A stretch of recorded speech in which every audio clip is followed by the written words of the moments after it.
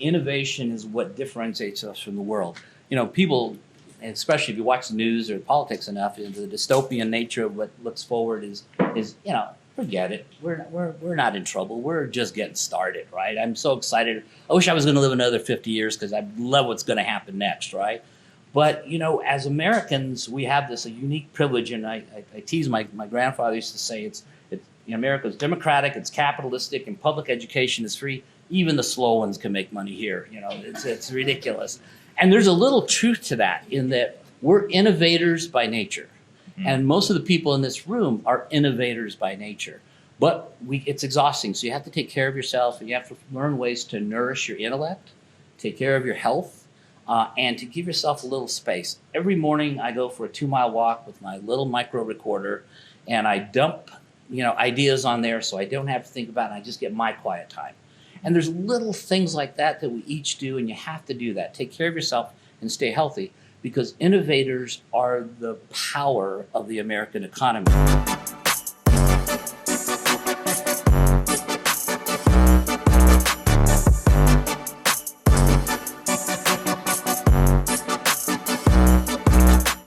Yeah, I just want to introduce real quick the sponsors that help us make this possible. We have the Greater Omaha Chamber of Commerce, who's been a huge supporter for us since we started a little over a year ago. And James Reed from American Express, who also continues to support us, helps us record these and turn this into a library of helpful content on YouTube.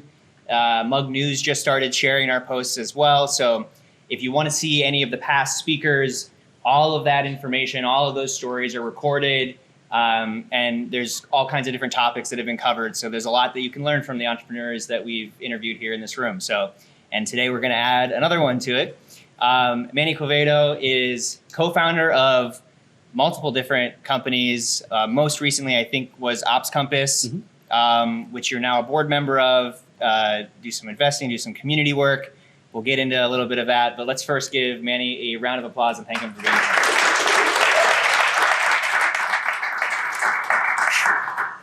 I wore clothes that were age appropriate tonight because I was planning to come in a t-shirt, but I was telling my wife this morning, actually, I'm like, I have no idea how to dress for these because the speaker sometimes shows up in a suit and sometimes they show up in like a dirty t-shirt and khaki shorts. So founders, that's day work. Yeah. So how would you like to begin? Yeah, let's just start with where you are now, what your kind of roles are in the community, and then we can work back from there and kind of tell the story of how you got there. Sure. Currently, I would say my primary objective, I remain chairman of the board for Ops Compass, which is a cloud intelligence platform. We monitor the movement of critical workloads into the cloud and provide security and asset management dashboards that just help large companies. Majority of our clients are Fortune 500 around the world, and so that's worked out very well. Great team there. There's a couple members here today that have just done an awesome job building the software. We started in Omaha. Our software was built in Omaha. Our company remains in Omaha and part of Nebraska. And it's a personal view of mine is you can build a business in Nebraska. But it is important to get help from friends, and I know who it is. So I remain chairman of the board, and I still spend some time there. My primary focus right now is we're about to launch a startup academy, which is it's called the Nebraska Startup Academy, and what we'll be doing is we'll be coaching young founders. It's a nonprofit, so there's no charge. We'll just be supporting people that are getting going in business, and we have a crew of executives that we've recruited who will be part of the curriculum. I'm not managing that. I'm part of the management team, but Charlie Cuddy, for those of you who know Charlie's currently working for Jason Kalkanis. And again, for those who know Jason, he's someone who is probably the largest private investor in the startup community in the United States. Charlie, for example, today manages, I think, 500 founders in his current academy. He's coming 100% to do just Nebraska companies starting in 2023. So look forward to many of the faces in this room taking advantage of those. We're also going to be located in the new East Omaha Innovation Hub, which currently we're on 24th and Lake, but that'll be expanded as we expand the network of locations and access points.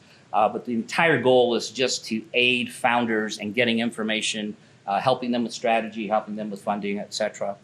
To complement that, we also have a new investment fund. It's called MOVE, M-O-V-E, and MOVE is targeted at pre-seed. It's targeted at the true pre-revenue, pre-customer, because that's, as many of the people in this room know, that's the toughest time, right? Just to get that first acknowledgement that we can do something. And as we get moving, we want to work with all the affiliates. So we're involved with InMotion and Generation. We want to work with Husker Fund and Maverick Fund. We want to work with certainly all the Series A folks and the angels. We want to get founders ready for that kind of investment, because I think Nebraska does an excellent job. Once you get to that revenue and customer stage, we really have done a great job with the angels and some of the other folks getting them off to the next level. It's that first tier that's really tough. Our fund has a particular focus in East Omaha because that's a community that has gone underserved for a long time in the startup business, primarily because most, as many people in this room know, most startup businesses can get prototype funds or innovation grants, but you have to have matching funds. And for some of us, friends and family, if I go to my friends and family, they're going to laugh at me because they're just not in that position to help financially or even have their own experience. So what we want to do is kind of help a number of the startup environment players who really need that first help to get to that next level without giving up too much equity. And that's, unfortunately, many of the programs built today, you have to give up a little too much to get some great programming. But if we can get people ready and further along, and by the way, we're crazy, we're wonderful about like InMotion or Generator or the Angels and all the groups that are around, Proven, all of those organizations are really valuable, but we got to get people ready for that. And that's what MOVE will be about. Yeah, I think that's great. I have heard different founders talk about some of those gaps. Obviously, we've interviewed a lot of them here, and there's certain kind of crevices where they have to jump over. So having more organizations that can fill some of those gaps and represent and support some of the communities that don't just have $20,000 sitting in a bank account or like an uncle's bank account to and the other thing is we want to obligate those founders, like those of you in the room who are going to be very successful, not to forget to come back and help. Yeah, that's kind of an essential part of this. Don't forget to come back and help. Yeah, I think that's great. So I'd like to touch a little bit more on that a little bit later, but I want to go back kind of just to talk overview of your career as a founder yourself and what makes you passionate about this space. Can you go like really far back? Because I don't know this part of the story really. Like, what was the first company that you started and what was that like? Oh, okay. Well, being a young person, it's not that difficult to reflect. I've been doing this for 40 years, and I've been so privileged. I spent half that time working for large corporations and half that time in my own companies. The difference for me is I didn't do 20 years and then go off and do 20 years. I was intermittent. So the first 10 years, I worked for a growth company, eventually became Verizon. But we were early known as MCI, and we were building brand new network. And I started with them when they were $30 million, and I left when we were a little over $7 billion. So that 10 years gave me an amazing experience in understanding how growth works. We talk about it often that you can have the best product, you can have a wonderful reputation, but until you have paying customers, when people find value in what you're doing, your product or your service, and are willing to pay you for it, and then keep paying you for it, that's sort of the quality element. But there's some great stories that came out of that. One of my favorites is I was working on the West Coast, and we had a problem with the software, in the billing software. We could not untie things, and it was a tough problem. And we had put on several million new subscribers. And the issue was solved by a junior marketeer who said, well, why don't we just call it Friends and Family? And for those of you that are old enough, there was a program called Friends and Family from MCI. Went on to become the absolute best program of all time. But it was because we couldn't fix the software. We had to give the Friends and Family discounts out. And so it goes to that whole thing in business where sometimes adversity is your friend. And you learn to embrace it. And, those sleepless nights can turn into other things if you just let it and you get out of your own way and have that experience. Yeah, there's a whole concept of sometimes the bug is the feature. Yeah. And it just takes someone else looking at it and going like, wow, that's actually useful. And sometimes your customers are the ones that tell you that. They're like, oh, I've been using it this way. Yeah. It's like, oh, well, we shouldn't fix that. We should encourage that. So from there, where did you go? I got recruited to do a startup. It was the first digital wireless. Many people don't realize that in 1994, we were analog. Our cell phones, by the way, great quality on analog. But it wasn't ever going to scale. So we had a digitized phone. And in the United States, we hadn't gone to GSM yet. So I had the opportunity. I was employee number 6 in a company that built what's called TDMA, time division multiplexing, is the first digital. And so we built a network of 300 towers in Los Angeles and put out the first phones. We had another one of those interesting stories when we bought a two-way radio trucking company, Spectrum, so that we could use their spectrum to put the new program on. But the FCC wouldn't allow us to take their push-to-talk away. So once again, young marketeer said, it's a private line. And so the private line service gave the truckers what they needed, gave us a marketing edge, and it was a lot of fun. But we were very fortunate. That one went public. It was the largest IPO at the time. But it started with the 6 of us, and we built it out, and it was a lot of fun. We put 30,000 subscribers on in a 6-month time frame once we launched the network. So that was a lot of fun. So when you were doing those, it seems like you were on a lot of the technical side of the problem solving. Yeah. What was your role with those companies? Well, I mean, I'm sure. When you're employee number 6, it's like everything. Yeah. But along the way, that one was primarily product design and technical development. We had a lot of developers in multiple countries. For affordability, we had to match those up. And then we got sponsorship from Motorola and Panasonic.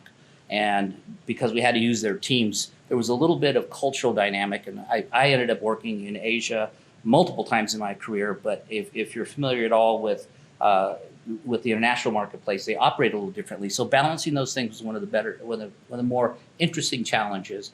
But it was a lot of fun. So I was primarily technical in those situations. Mm-hmm. And then our VP of sales left, and then I became in charge of sales. Oh, interesting. And that was a wonderful experience.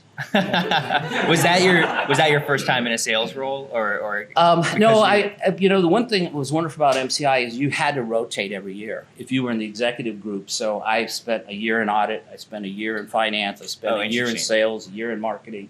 It was a fabulous way, and we maintained a lot of executives because of that. And a lot of executive certificate programs.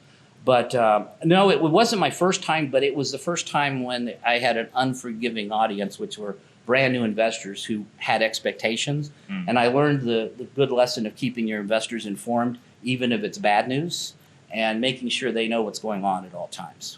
Dig into that a little bit further. What's we were struggling because we were having trouble getting tower rights. We were having trouble getting enough spectrum. We had done a demo in Beverly Hills where we drove the investors around Beverly Hills. We only had 5 towers up, so if anyone got off the path, we were dead, right? And but what we did is we had to admit that and say, look, it's going to get better, but now you've at least had the experience, and that really helped us. We ended up raising $1.5 billion in that public offering, so it was a big one, and it was a lot of fun. But it was a great experience. The difference was in both those scenarios, I was an employee. And I had some equity, but I was not a managing partner or a principal of significance. Yeah. So what was the first thing where you became a partner, a founder, or National Mobile Data was the name of the company. My partner and I launched it. And it had to do, and I apologize if I go a little offline here, but I came to Nebraska because my wife needed a bone marrow transplant. She had developed leukemia. We came here for a bone marrow transplant, which was successful, and she lived 10 more years, and we fell in love with Nebraska, to be honest with you. But I needed a job where I could take care of her and still do things. So it's amazing. Sometimes, necessity is the mother.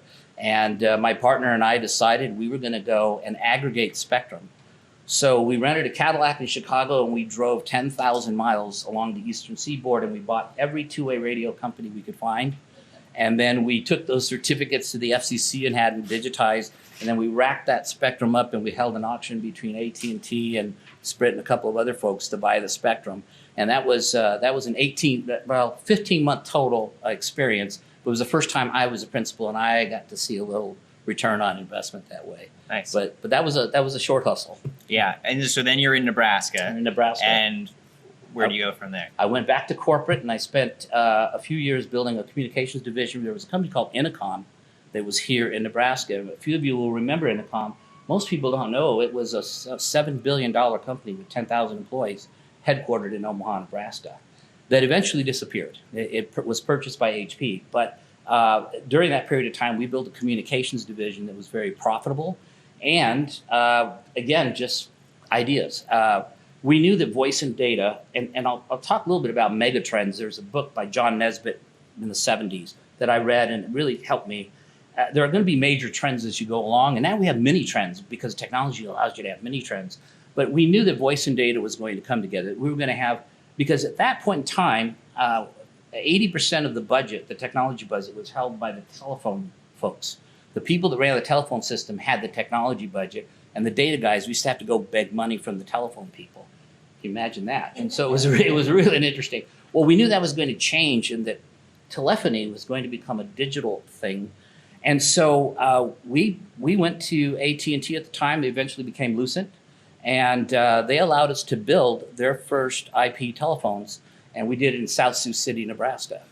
And we built all those new IP PBXs in South Sioux City, and it went really well, and we ended up selling that division off, which was really good. And then there's a fellow by the name of Bill Fairfield, who was the chairman there. He's still a significant player here in town. And he allowed the CTO and I to venture off and create a new company called IP Revolution, where we started doing voice and data merging as a practice. And so that's how the next company got created.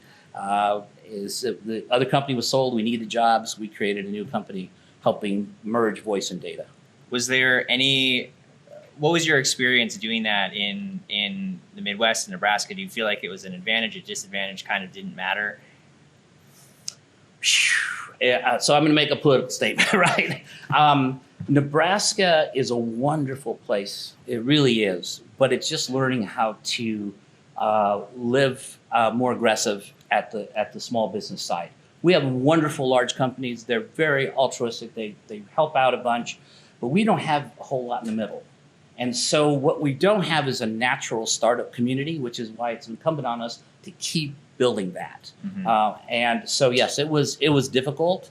What we ended up doing is building that and becoming the largest, if you're familiar with Cisco systems, we were the largest Cisco shop in the Midwest. We actually had to sell that division so we could build our first data center. And then we created a new company called Cosentry. And so we sold off the one division in order to fund that division, which was a little heartbreaking because it would have been more powerful not to do that. Yeah. But you do what you have to do in business. And that's how we created Cosentry, which was a data center company that we then built out. Talk about that decision. Like, why do that move rather than just run the other business as far as it goes? And I'll go back to megatrends. When you're close to your customers, you know what they need and what they want to do next. You try to get just ahead of them so you can be their provider. And we knew that people were getting very frustrated with managing their own compute, store, and network. And they were going to start outsourcing. And Nebraska didn't have a lot of outsourcing options. So we rented the basement of the South Roads Mall, which was not being used. And we built a little 4,000 square foot cage and make sure that it could withstand, hurricanes and everything else. And we started providing public data center services out of that building. In order to afford that, before we got our first funding round, we had to sell our for-profit company that was doing quite well. We had to sell that off in order to fund the build out of the first one. But you just saw that the macro trend was moving in that direction, and you felt like that was where the real opportunity was. Yeah, and it gave us an opportunity, I think, to go all in on something. When you're doing transition, when you're starting a new business, and you have to hold on to your current job, and you got to be. There is a tipping point, right, that says I need to go on in order to make this happen. And we reached that tipping point. For us, it meant selling a great company or a good company to build a great company. And that was a tough decision, but it worked. Yeah. So what was that? What was the success of that business then? That went out pretty well. We started, That's the first one that you mentioned that I'm like, yeah, I know that. Yeah. Yeah, we started with 4,000 square feet in the South Roads Mall. Today, that's 160,000 square feet. It's one of the most lucrative data centers in Nebraska. We then got better at raising funds and doing things. It was an expensive business to be in. We built 9 data centers across the Midwest. So 2 in Sioux Falls, 2 in Omaha, 2 in Kansas City, 2 in St. Louis, and 1 in Milwaukee. And then we took dark fiber and built them together. So it was we built our own private cloud. So we launched private cloud services in 2010. It went well. We were able to fill up most of those centers, and then we had a nice exit through private equity in 2012.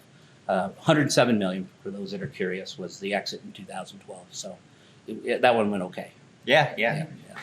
I'd consider that a success. That's owned by another company now, right? It is. It's still there. By the way, we're still South Roads Mall is still one of the largest data centers in the region. Yeah.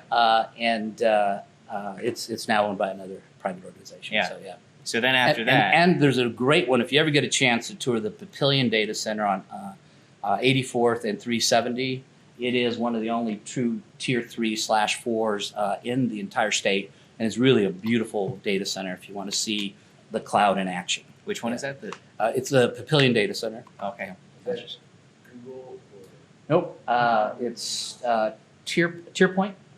TierPoint owns you really can't see, but if you look really hard, you can see it. Yep. We talked about that one night. Yeah, it took us 2 years to build that one, 1 year just to build the road into it. So that was a lot of infrastructure. Yeah. You learn a little bit about concrete that way. Yeah. Yeah, I'm sure you pick up a lot of different things in like any. You're just solving problems. Yeah. So what? And that's a key item. Yeah. Solving problems for other people is Yeah. really important. That's kind of what I wanted to get to. Is this seems like a theme in both, kind of in a session with solving problems, but also being able to foresee future problems, which was interesting because John, co-founder of Ops Compass, and I don't know what his official role is at Ops Compass now, but talked about that also. I was kind of like leapfrogging.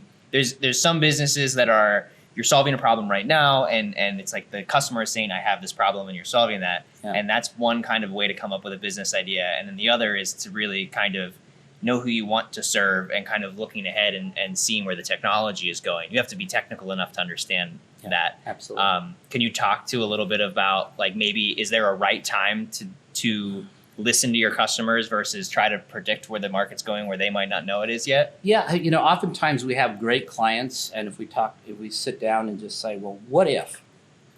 What would make your life better?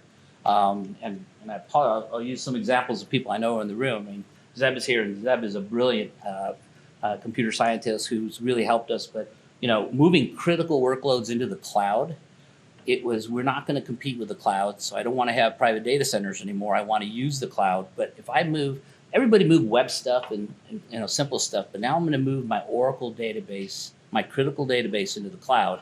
How do I know? And by creating the metrics and the measures and the dashboards that let people monitor what's happening that way, that was solving a problem for clients that we knew was going to be reoccurring, and that was helpful. There's Terry Reinert's here. Terry's developed a telematic cyber application to prevent tractor trailers from being hacked as they go down the road, because that is possible. And Terry's company just got funded and doing a big takeoff mode right now. That's another one where he was talking to clients, figured out what they needed, was doing it for the Department of Defense, and then realized everybody needs it. So he's launching a commercial organization to help protect and defend tractor trailers. Yeah. Do you think that there's a bigger opportunity in doing that than kind of finding the problems that people know they have right at the moment?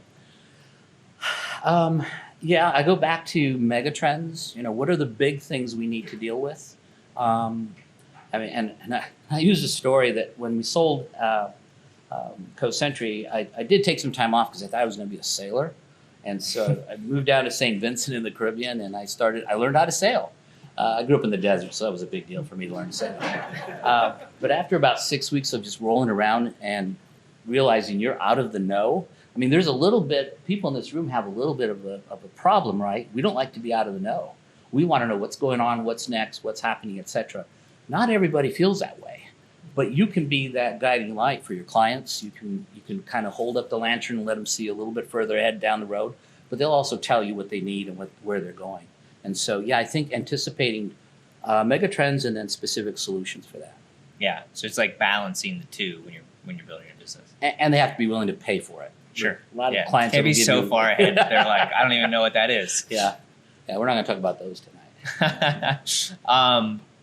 So let's just quickly to wrap up kind of the timeline there. Do you want to talk about Ops Compass real quick? Sure. I mean, it's very simple. It came back. Thought, I was literally in the middle of the Eastern Caribbean, and I was bored out of my mind. I had to get back to something. So we came back, and we created a small innovation hub just 118th and L Street, and we started building organizations. There's a couple of guys in here who are involved as well. I think John Ferrix is back there. And we launched a few small companies, but we saw this problem coming up with the cloud, and so Ops Compass was born in direct response to helping a couple of clients fix their problems. And then we realized lots of people had this problem, and we dimensionalized it. So that's what the last 4 years or so have been, is really taking that to the next level, and we've been very fortunate that way. And again, I retired from active duty a year ago, but it's still, my heart's still there because they're solving problems every day, and that makes a difference. Yeah. So with that kind of wealth of experience, and you're working on the Startup Academy thing, what are some of the just a few of the kind of the things that you see trip entrepreneurs up, especially in Nebraska? Like, where are some of, besides like the outside things that they can't really control, like investments and stuff like that, what are some of the things that startups, especially early on, could do better or learn to set themselves up for success? Well, those are some good ones. One of the most important is take care of yourself. You're a really important part of the American economy. Innovation is what differentiates us from the world. People, especially if you watch the news or politics enough, the dystopian nature of what looks forward is forget it. We're not in trouble. We're just getting started, right? I'm so excited. I wish I was going to live another 50 years because I love what's going to happen next, right? But, as Americans, we have this a unique privilege, and I tease my grandfather used to say America's democratic, it's capitalistic, and public education is free. Even the slow ones can make money here. It's ridiculous. And there's a little truth to that, in that we're innovators by nature. Mm-hmm. And most of the people in this room are innovators by nature. But it's exhausting, so you have to take care of yourself, and you have to learn ways to nourish your intellect, take care of your health, and to give yourself a little space. Every morning I go for a 2-mile walk with my little micro recorder, and I dump ideas on there so I don't have to think about it, and I just get my quiet time. And there's little things like that we each do, and you have to do that. Take care of yourself and stay healthy, because innovators are the power of the American economy. When the Chinese send their espionage groups over here, they don't park at IBM or at Google or Amazon. They park at mid-sized companies, because that's where the innovation's happening. Large companies buy their innovation from mid-sized companies or small companies, and the Chinese know this. So their espionage groups camp out near small and mid-sized companies because they know that's where it's happening. And so we're innovators. We're the engine of the economy, but we're also the engine of the world. And having spent quite a bit of time living and working in Asia, I can tell you they envy us because we're crazy, right? If you talk to the Japanese, they'll tell you their job is to improve on something we built to begin with, but the innovation doesn't happen. But it's one of those things where I used to complain that when Bell Labs, I had the privilege of working at Bell Labs, and when Bell Labs went away, it broke my heart because it was just the most amazing place. 1 patent per day came out of that facility every day of the year for almost 25 years. It was just a beautiful place. It was because when you went on that campus, there were no rules. You were there to innovate. But what I think I realize happened now is through the dissemination of information, we'll call it the internet, right? But through the dissemination of information, we're all now Bell Labs, right? We're all able to innovate and create those new ideas. Don't underestimate the important role we have in the economy, in world order, and frankly in democracy, because that innovation and that staying just one step ahead is very, very meaningful. So that's why I think it's important. I think in Nebraska, be ready for change. Nebraska's changing. We're about to see 3 or 4 new innovation hubs launched. I think there's $300 million in new startup funding coming to the state. There's lots of really fun things. We're ready for it. We're a little behind, let's be honest, we're a little delayed. We wanted to be safe, but we're changing. I think the other thing that's changing is the demographic, who we are, right? It's our state is opening up. Many individuals are undercounted that are going to be changing the profile. So we need to be ready for that. We're going to be represented very differently as we go forward. I love the fact that there's a Hispanic in the sheriff race and Hispanic in the congressional race. It doesn't matter if they win or not. They're the race, right? And that's a little bit about what we're looking at going forward. Is it doesn't matter who we are. And what I love about technology is it lets you leapfrog. It doesn't care who you are, where you came from. It lets you go somewhere new if you let it. Yeah. And it's just taking care of one another and taking care of clients makes a big difference. There's some really good research that's been done on new wealth generation coming from technology companies or just scalable companies in general, or entrepreneurship in general, being the way that communities that can kind of catch back up. People that don't have generational wealth can create wealth for themselves. Yeah. And that's true for rural areas. That's true for traditionally underrepresented areas in cities. What are some of the things that you're excited about with those hubs? And then I'll open it up for questions, because I'm sure you guys. Well, I think each hub's going to have a different focus. I think you're going to see a lot in sports technology. I think you'll see healthcare. The new healthcare hub is going to be a difference. I know the new Sci-Hub, which is the cyber innovation hub up in North Omaha, where you're going to see security and platform operation centers, and you see a cyber range, which we've not really ever had here in Nebraska. Will be built up there, and that's what is a cyber range? Cyber range is where you it's where you get to go test stuff and not screw your current systems up. Okay, gotcha. So I'll use the example my friend Terry likes to use, and that is your laptop may be in trouble, but rather than take your laptop and go work on it, let's take an image of your laptop, take it to the lab, try to destroy it or work on it, get the fixes, and come back and tell you here's what you need to fix. Think about that for a whole company's data system, and so that's kind of what a cyber range is. And we, I think, are in line to be, taken advantage of by the DoD and some of the others, because we have a huge military complex here. Okay. And it's a shame. I'm going to be a little get on my one last thing, and then I won't be political. But we've been exporting our technical talent for the last 5 years. More people leave than stay, and we can't do that anymore. We need everybody to stay, because you, as business people, need people working on your projects. And we have great communities that we need to hold on to people that are getting trained up. We need to find ways to make them welcome to stay and comfortable to stay. A lot of that will be startup funding, coaching, et cetera. But we also have to look at opportunities. And I'm going to talk about Offutt Air Force Base, for example. We have an enormous opportunity to recruit young people off of Offutt through some of the different programs and have them stay in our community, work as technologists, groom that. I think some of the work being done by MCC in Bellevue to start kids in high school getting college credit for security and cyber jobs, I think that's going to be invaluable. But we all have to be a little more open-minded to programs that maybe don't look like they used to. And personally, because if you get to know me, I'm a freak. My whole goal was to retire and go teach 9th grade, right? That was my goal. That was the ultimate way to spend my life. And I got there, and there was no ecosystem. There was nowhere for them to go afterwards. So we're going to start with the startup community and build it. And then we're really working on 11 to 14 and getting them actively. When I was growing up, I had to go to industrial school because you had to graduate high school with a trade. And so you had to learn welding or carpentry or auto mechanics or something. Well, the new trades are technology, and we need to give that opportunity to those 11 through 14 graders. And then my personal passion is 9th to 10th graders is the critical zone.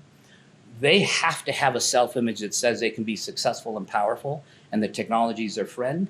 And we're losing too many kids at age 14, 15 whose self-image is not success, or it's success in an unrealistic way. And we need to really help them feel confident that they go forward. So that's interesting. Yeah. I will open it up to questions right now. I'd like to. Sure. Yeah, go ahead. I was just making sure it was me. Yes, you. Thank you so much. As a Bellevue kid that was starting to get involved in technology at freshman year, sophomore year at Bellevue West, absolutely agree, and it's great to see some of the work that's happening now. One of the things that I've realized in my attempt to start several businesses, some of which have succeeded, some of which have failed, is that there are soft skills that are necessary as a founder or as someone who's operating within spaces that traditionally, for example, young Black women don't traditionally enter into. There are certain soft skills that we're expected to have that aren't necessarily explicitly stated. Right. And I've learned some of them, but what is the number one skill that you've noticed is vital, especially when you're going into negotiations? So that's a big question. And I'll break it down in a couple of ways because hard skills, soft skills is a big dimensional issue. That's part of my 9th grader, 10th grader thing.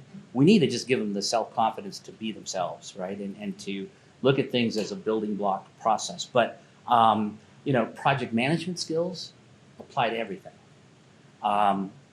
Communication skills, learning how communication works one-on-one, one-to-many, that's a skill. That's a soft skill.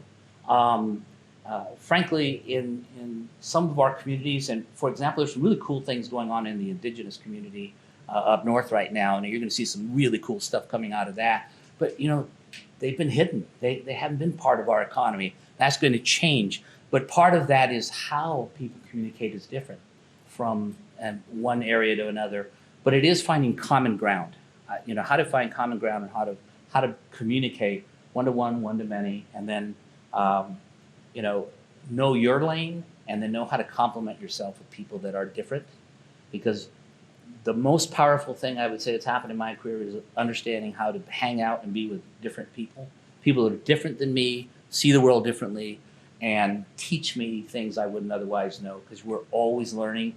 The illness that everyone in this room has, because you're entrepreneurs, is that we can never stop learning, right?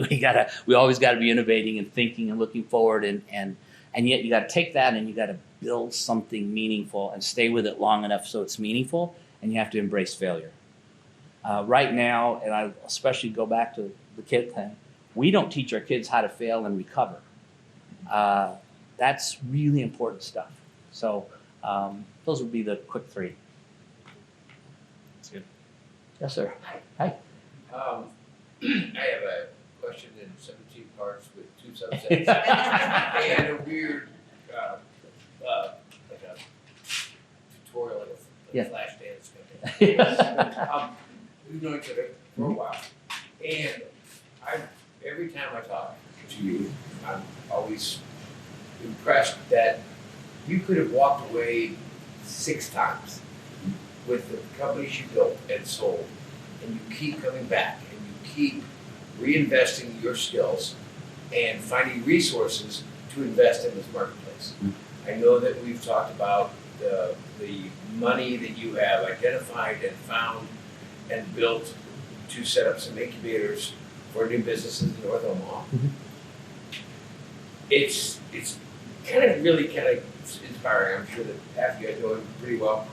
Some of you just follow him. You should get a blog. He's not on Facebook, but he does have a pretty robust MySpace page. What keeps bringing you back? I mean, I know that you're a good human and you care about people. Yeah. But like I said, you could have been.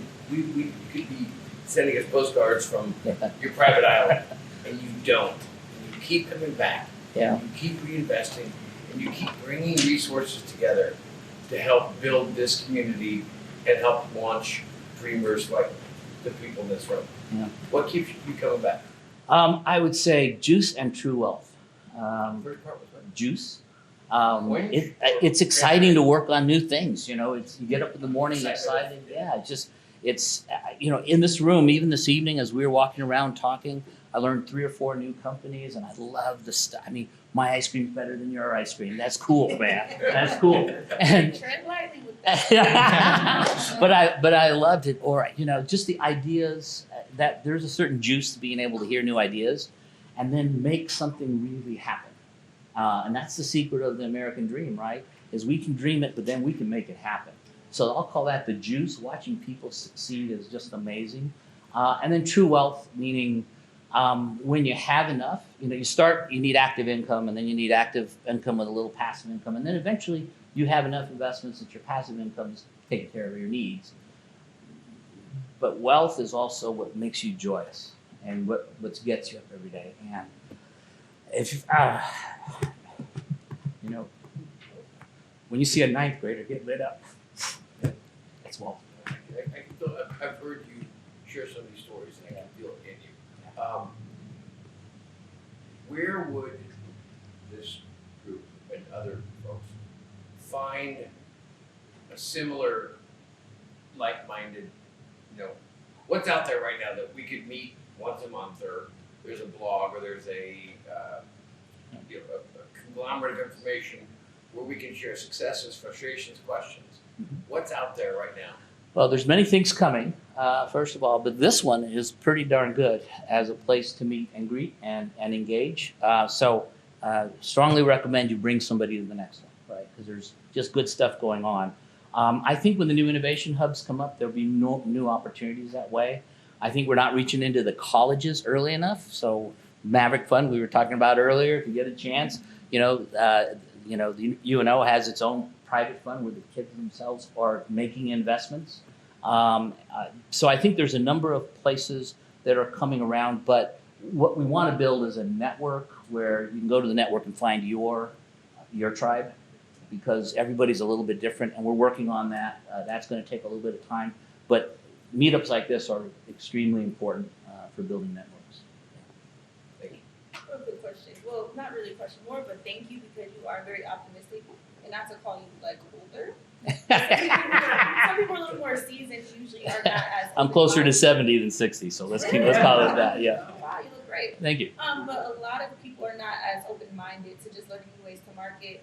And I recently just moved to Atlanta 2 years ago, born and raised here, love Nebraska, love Omaha. Mm-hmm. But I got a lot of no's when I was seeking funding for Yep. Mixed Toward Ice Cream. Shameless plug, Mixed Toward Ice Cream, whoever checks out. I got a lot of no's because they were saying it's too novelty, and how do you market such a novelty product?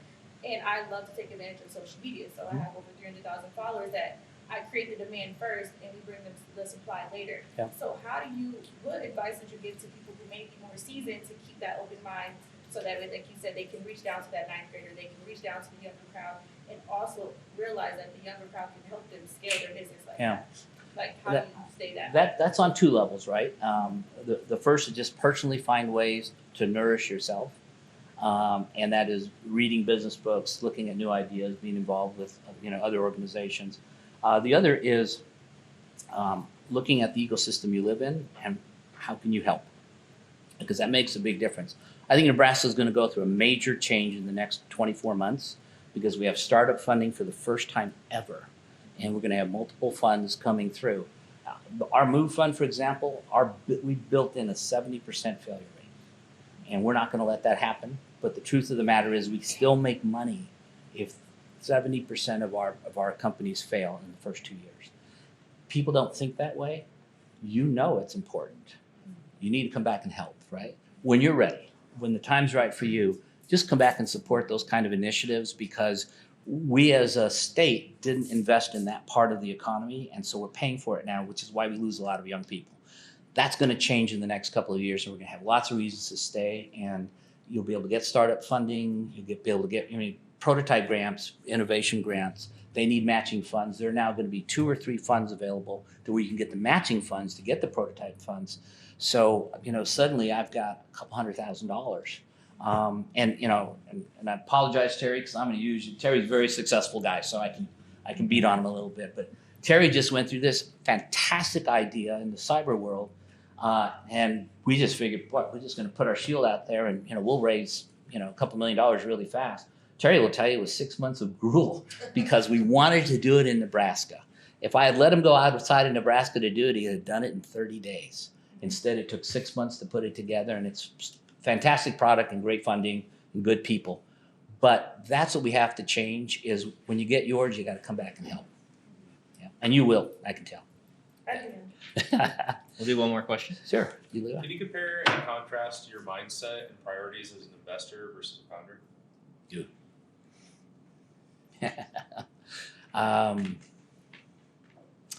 I think founders are impatient by nature. Investors learn to sort of grit their teeth and get through it.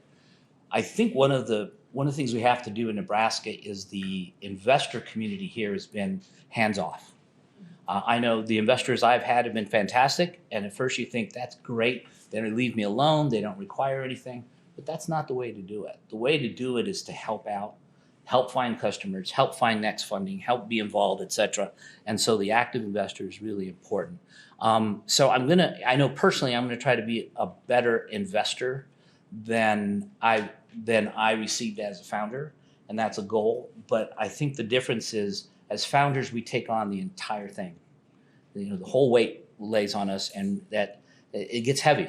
It gets heavy, and you got to have ways of dealing with that. Whereas as an investor, you have the ability to spread that, over several organizations. And honestly, it happens already with some of the investments we're involved in. They're doing well. They're not doing so well. You try to match them up, et cetera. But I can go feel a little better here, and I'm going to go roll up my sleeves and help over here. But you have that flexibility as an investor. You don't have that as a founder. And the sheer joy of success as a founder when you win. Notice I didn't talk about any of my losses tonight. I just talked about the wins. It is really, it's a different burden. Thanks. Yeah. One last one, Jordy. Thank you for taking the time today. I heard you mention beginning was one of the. Not the way. Thank you for taking the time today. Yeah. I heard you mention that the beginning of the startup was one of the roughest times. Yeah. In your experience, what differentiates the companies that get through that period and those that don't? Not getting tripped up by technical services and staying focused on the client. And by that I mean, there's everybody and their brother wants to make money off of you, legal services, accounting services, regulation. I mean, it's just endless, right? The taxation. I mean, you can go, and I just put those in a bundle and call them, those are technical services, right? In fact, we need a subscription service for that. That's for another day. But honestly, what happens, especially for new startups, is they get all entangled in raising money, and that suddenly they become really good at raising money, but they forget about building their product and their client, et cetera. It's this issue of staying focused on the client and the client experience that they're trying to provide and the value they're trying to provide, and not getting caught up in the barbed wire that is all the technical services that will drag you down if you let it. And as entrepreneurs, you need to know those people work for you and they're there to support you. It's just a technical service, no matter what your attorney says. Yeah. That's really good. So one of the core values of Startup Grind is give first. If you're new here, that's I encourage you when you're talking to people and someone introduces themselves and you're wondering like, what is the interaction that I can have here? Ask, what is it that you're looking for? Maybe there's a connection you can make, a piece of advice with your expertise. That's kind of the foundation that makes this keep working. But part of that is we ask each speaker, what is it that us as a community of entrepreneurs and entrepreneur supporters can do for you that you'd like to see us do in the community? What is that? What is that way that we can help? Throw some gasoline on the small flame that started. The startup community needs a lot of endorsement. Tell at least one person you leave here today what a great world it is, what a new world it is, and how the startup community is about to burst open. We can light up 100 people if everyone in this room just talks to one person about how great it's going to be.